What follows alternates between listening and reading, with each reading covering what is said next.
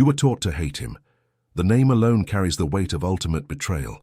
Judas, the one who sold truth for silver, the one who kissed divinity and walked it toward death. Every story needs a villain, and for 2,000 years he has been ours. But what if the story you inherited was incomplete? What if the betrayal was never a betrayal at all, but something far more disturbing to consider? What if the one figure condemned by history was actually the only one who truly understood?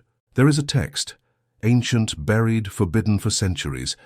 It tells a different story, not the one carved into cathedral stones or whispered in Sunday sermons. This text claims that Judas was not the villain of the narrative, but its secret hero.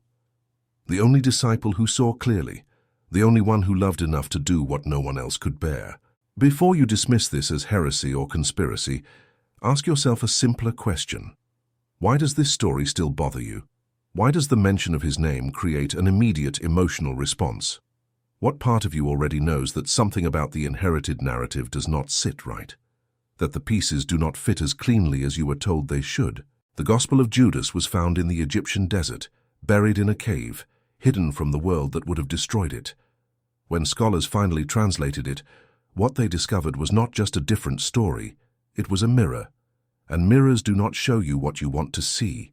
Every culture needs a scapegoat, someone to carry the collective shadow, someone whose name becomes synonymous with the thing we fear most in ourselves: betrayal, weakness, the moment when loyalty fractures and everything falls apart. Judas became that figure, permanent, unchanging, the ultimate traitor frozen in time, forever leaning in for the kiss that would end everything. But here is what no one asks. If the story required a betrayal, and if that betrayal led to what was meant to happen, then who truly betrayed whom? The Gospel of Judas asks this question differently. It suggests that Judas did not act out of greed or weakness. It suggests he acted out of knowledge, that he was the only disciple who understood what was actually being asked, that the others were still dreaming of earthly kingdoms and power, while Judas alone saw the truth. In this version, the other disciples are not heroes. They are sleepwalkers, comfortable, confused, still attached to the world they were supposed to transcend. They wanted a revolution that would keep them safe. They wanted transformation without sacrifice. They wanted awakening without death. But transformation always requires death. Not literal physical death, though sometimes that too. The death of who you thought you were. The death of the story you told yourself. The death of the identity you clung to because it felt safer than the void. Judas understood this, and because he understood it, he was willing to be hated forever, to carry the curse, to become the shadow so the light could emerge. The question is not whether he betrayed. The question is what he betrayed it for. The Gospel of Judas opens with a strange scene. The other disciples are gathered, performing rituals, offering prayers. They believe they are doing holy work, but in the text they are laughing.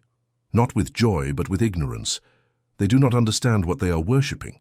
They think they are serving the highest God, but the text suggests they are serving something else, something smaller, something that keeps them bound. Then Judas steps forward, and he is the only one who can look directly at the teacher, the only one who does not turn away.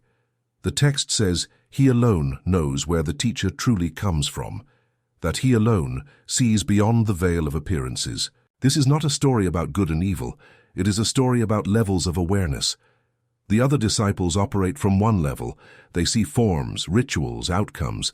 They want salvation that looks like safety. But Judas operates from another level. He sees through the forms.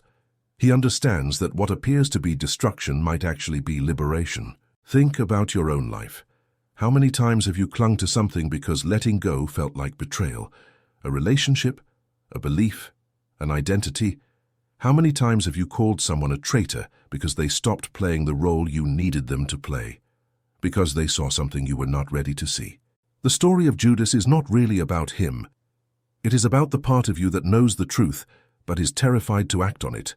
The part that sees the cage but is afraid to open the door. The part that would rather be comfortable and wrong than awake and alone. Because awakening is lonely. It separates you from the group. It makes you the one who no longer fits.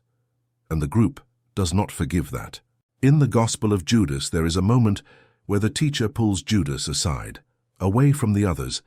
into a private teaching, he tells Judas that he will be cursed by the other disciples, that his name will be stained for generations, that he will suffer more than any of them because of what he is about to do.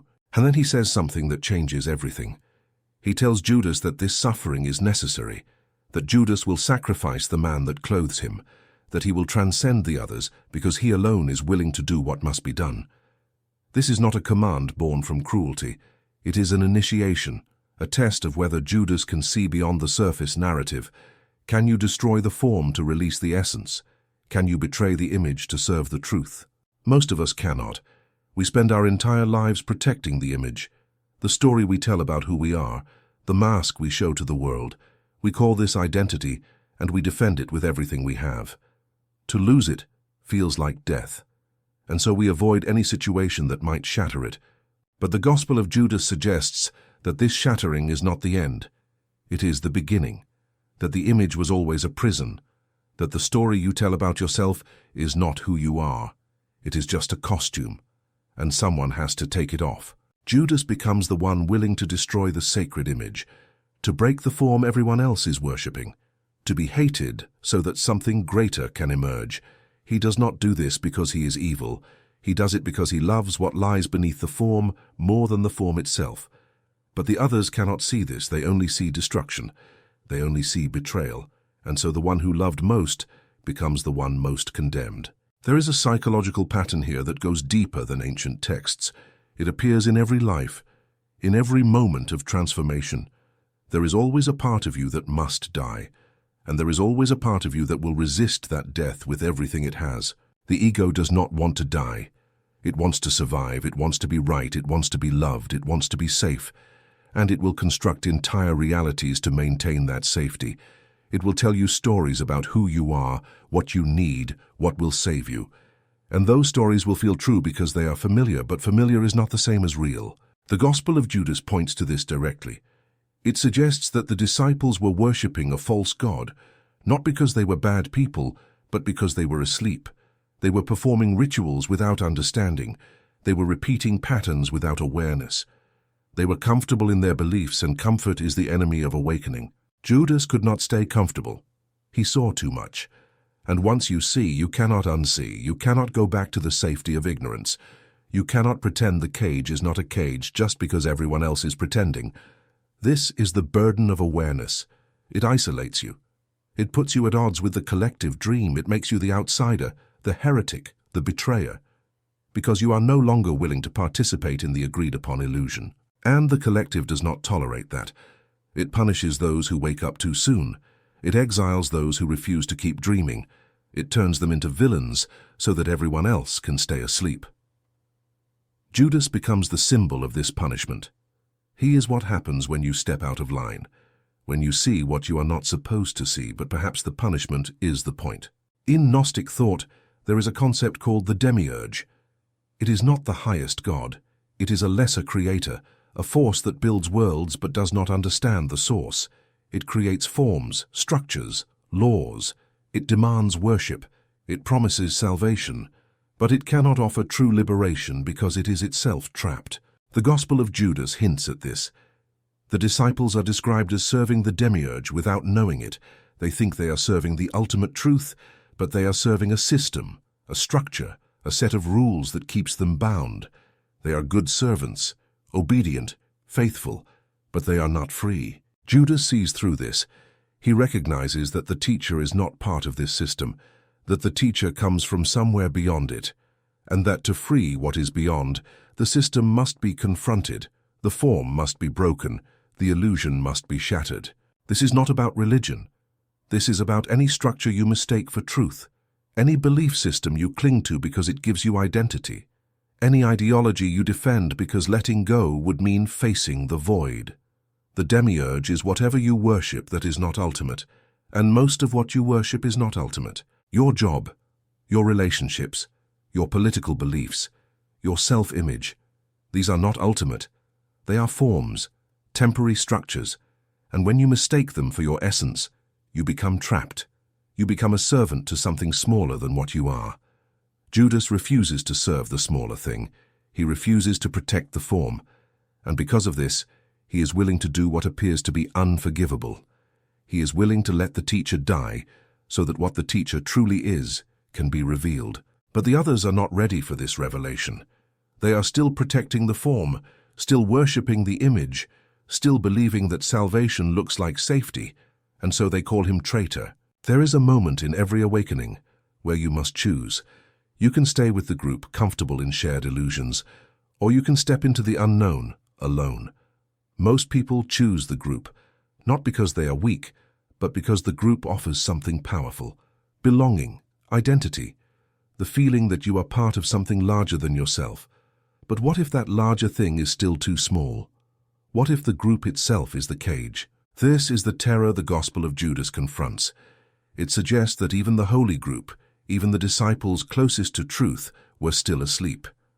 That proximity to awakening is not the same as awakening, that you can be in the presence of the teacher and still not understand, still be dreaming, still be serving the demiurge. Judas could not stay in that dream. And so he had to separate. He had to become the one who breaks the circle, the one who shatters the illusion of unity. Because sometimes unity is just collective sleep. Sometimes belonging is just shared blindness. You know this feeling. The moment when you realize you no longer believe what everyone around you believes, when the words stop making sense, when the rituals feel empty, when you can see that everyone is performing but no one is awake, and you have two choices: pretend or leave. Pretending is easier. You keep your place, you keep your relationships, you keep your identity, but you lose yourself. You become a ghost in your own life, going through motions, speaking words you do not mean, living a story that is no longer true. Leaving is harder. You lose the group, you lose the identity they gave you.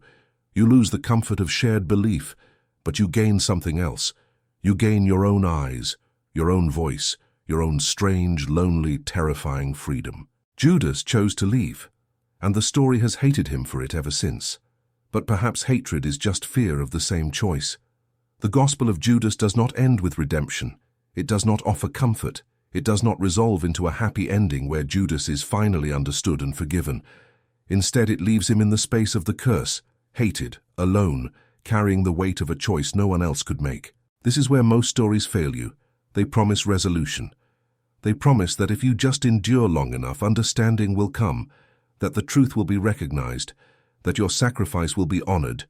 But life does not work that way. Sometimes you make the right choice and you are still punished for it. Sometimes you see clearly and you are still called blind. Sometimes you love deeply and you are still named betrayer. And you have to be willing to carry that, without bitterness, without resentment, without the need to be vindicated. Because if you need to be understood, you are still serving the smaller God. You are still seeking approval from the system you were supposed to transcend. Judas does not get vindicated. He gets crucified by history. His name becomes a curse. Mothers warn their children not to be like him. Preachers use him as the ultimate example of what happens when you turn away from truth. And he carries that forever. But what if that is the point? What if the willingness to be misunderstood is itself the test? What if freedom only comes when you stop needing the world to see you correctly? This is the existential cost. You can be awake or you can be loved by those who are asleep. You can see clearly or you can belong to the group. You can serve the highest truth or you can protect your reputation. But you cannot do both. And most people choose reputation. They choose belonging. They choose the comfort of being misunderstood in familiar ways rather than the terror of being seen for what they truly are. Because what you truly are has no name, no story, no place in the structure. And the structure will not tolerate that. Here is the question the Gospel of Judas forces you to ask. What are you protecting? What image are you clinging to? What version of yourself are you so attached to that you would rather stay asleep than let it die? Because that image is not you. It is a construction, a story, a role you were given or a role you chose, but either way, it is a costume. And as long as you believe the costume is you, you will defend it. You will attack anything that threatens it. You will call anyone who tries to remove it a traitor. But the costume is suffocating you. It is keeping you small. It is keeping you safe, yes, but safety is not the same as life. Safety is controlled death. It is the slow erosion of everything wild and true in you, replaced by something acceptable, something that fits, something that does not disturb the group. Judas disturbs the group. He refuses to fit. He refuses to play the role, and because of this he becomes the shadow figure, the one everyone projects their fear onto, the one who carries the collective terror of what it means to step outside the agreed-upon story. But what if stepping outside is the only way to find what is real? What if the agreed-upon story is just a mass hallucination? What if everyone is so busy protecting their image that no one is actually living? You see this everywhere. People performing their lives, curating their identity, defending their beliefs not because those beliefs are true, but because those beliefs are theirs. Because letting go would mean admitting they were wrong. And being wrong feels like death, so they double down. They make enemies of anyone who questions. They call doubt betrayal. They call transformation destruction. They call awakening madness. And maybe it is madness. Maybe sanity is just agreement. Maybe to be sane is to share the same dream. And to wake up is to be alone in a room full of sleepers. Is that a price you are willing to pay? The Gospel of Judas does not answer your questions. It deepens them. It does not tell you what to believe. It shows you the cost of belief itself. It does not redeem Judas. It leaves him exactly where history left him, cursed, alone, carrying a truth no one wanted. But the text survives, buried for centuries, found in the desert, translated, read. It survives because some part of the human soul recognizes itself in that story, the part that knows what it means to be misunderstood, the part that has made choices no one else could see, the part that loves something so much it was willing to be hated for it. You carry that part too. It is the part of you that cannot pretend anymore, the part that sees through the performance, the part that would rather be true than be safe. It is small, quiet, buried under years of conditioning and fear, but it is there, and it is waiting for you to make the same choice Judas made, not to betray someone else, but to betray the false version of yourself, to let the image die, to step out of the story you were given and into the vast, terrifying unknown of what you actually are. The world will not forgive you for this. It will call you traitor. It will curse your name. It will make an example of you so that others stay in line, but you will be free, not comfortable, not understood, not safe, but free. And freedom has always required a kiss that looks like betrayal but feels like love, a kiss that ends one story so another can begin.